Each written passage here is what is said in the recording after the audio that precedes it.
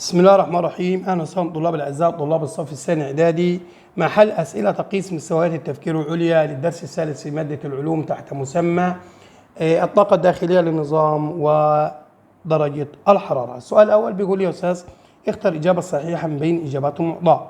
نظام يحتوي على المادة A كتلتها 5 جرام، يبقى معي نظام كده في مادة كتلتها 5 جرام اللي هي مادة A أذيب فيها 30 جرام من الماء، يعني فيها كده مية 30 جرام وهي 5، يبقى كده ب35 على بعض الكتلة بتاعتها. وفي نهاية التجربة انخفضت درجة الحرارة بتاعتهم انخفضت تمام بمقدار 3 درجات تمام، ولكن الكتلة ثابتة تمام 35. يعني معنى ذلك ان هو الكتلة ثابتة لم يبادل المادة والحرارة نقصت، يبقى يبادل الطاقة. يبقى من النظام الذي لا يبادل المادة ويبادل الطاقة النظام المغلق. الأشكال الآتية البيانية يعبر عن علاقة بين درجة الحرارة طاقة حركة جزيئاتها. طبعا العلاقة كل ما بتزيد درجة الحرارة أو كل ما بتزيد طاقة حركة الجزيئات بتزيد درجة الحرارة، يبقى العلاقة طردية، يبقى اختيار رقم ألف. السؤال بعد كده بيقول لي ماذا يحدث عند استخدام الماء بدلا من الزئبق في صناعة الترمومترات؟ هقول له يصعب قياس التغير في الحرارة. أقول له يصعب قياس التغير في الحرارة. طب ليه يا أستاذ؟ لارتفاع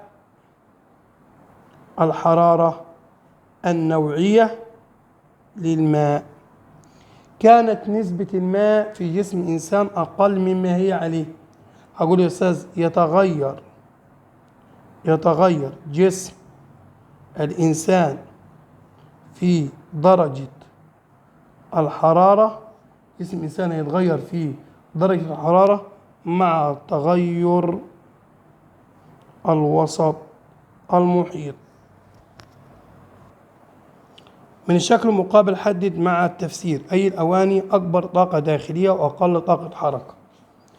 ده درجة حرارته 70 50 70 20، والحجم برضك هنا يا أستاذ حجم المادة 3 و4 متساويين وحجم المادة 1 و2 متساويين تمام. إجابتي هتكون إزاي؟ هقول له الإناء رقم 3 ده تمام يا ولاد، الإناء رقم 3 ده اللي هيكون أكبر في الطاقة الداخلية. طب ليه يا أستاذ؟ لأن درجة الحرارة كبيرة وكمية الماء كبيرة، حرارتها عالية تمام وكمية الماء كبيرة.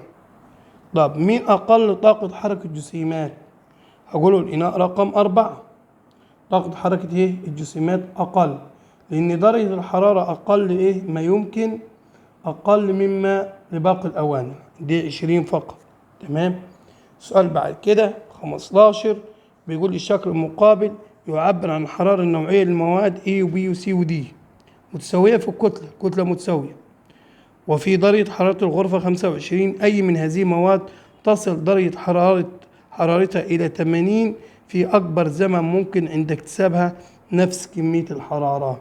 هقول له المادة مين يا أستاذ؟ B،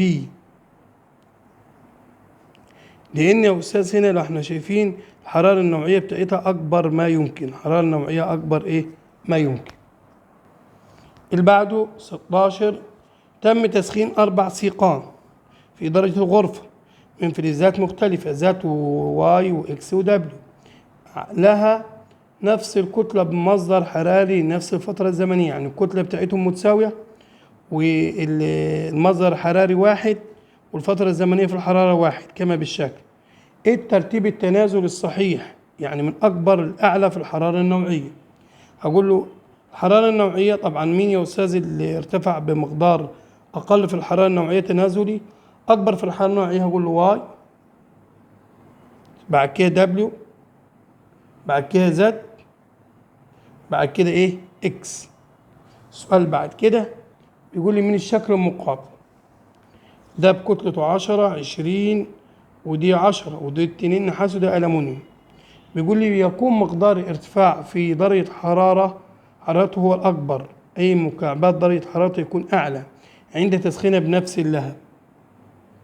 هقول له مكعب ايه؟ ليه يا استاذ؟ لان الكتله بتاعته اقل ايه من المكعب ايه بي، وحرارته النوعيه اقل من المكعب ايه سي. خلاص. سؤال بعد كده بيقول يا استاذ الشكل المقابل يوضح منحنى تسخين الثلج. هل الحراره النوعيه للماء متساويه عند كل من النقطه A والنقطه C؟ هل الحراره النوعيه عند A و C هتكون متساويه؟ اقول له لا. ليه؟ طب لا، لأن الحرارة النوعية هنا هيكون ثلج أقل من الحرارة النوعية لمين؟ للماء، وهنا في حالة تبقى إيه؟ سائل. تمام؟ قارن بين الطاقة، طاقة حركة الجسيمات كل من الماء والثلج عند النقطة إيه؟ B. أقول له طاقة حركة جسيمات الماء تساوي طاقة حركة جسيمات الثلج عند النقطة دي. ليه؟ لتساوي درجة الحرارة. جدول المقابل ده يوضح الزمن المستغرق في رفع درجة حرارة 4 قضبان متماثلة. معي 4 قضبان متماثلة. مين اللي هيوضح يوضح الزمن المستغرق ل4 قضبان متماثلة من مواد مختلفة بمقدار درجة 1؟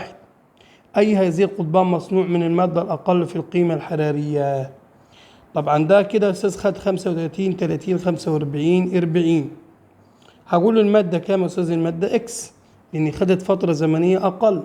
تمام؟ المادة إكس لأن استغرق زمن أقل لرفع درجة حرارته بمقدار مين. طب مع التفسير خلاص فسرناها لأن هو الحرارة بتاعته أقل. رقم 20 إذا علمت أن الحرارة النوعية لقطعة من الحديد كتلتها 1 كيلو جرام بتساوي 450 جول لكل كيلو، فكم تكون الحرارة النوعية لقطعة من الحديد كتلتها 10؟ هقول يا أستاذ 450 جول لكل كيلو جرام، لأن الحرارة النوعية مقدار ثابت للمادة الواحدة لا يتغير بتغير كتلتها. هنا حديد وهنا حديد، يبقى برضك هيساوي نفس الرقم. ليه هيساوي نفس الرقم؟ لأن الحرارة النوعية للحديد هو نفس النوعية القطعة منه. تمام؟ ثابتة لا يتغير بتغير إيه؟ الكتلة. أشكركم طلاب الأعزاء، وأنا لقاء متجدد مع شرح اختبار شامل، ولكن لا تنسونا الاشتراك في القناة.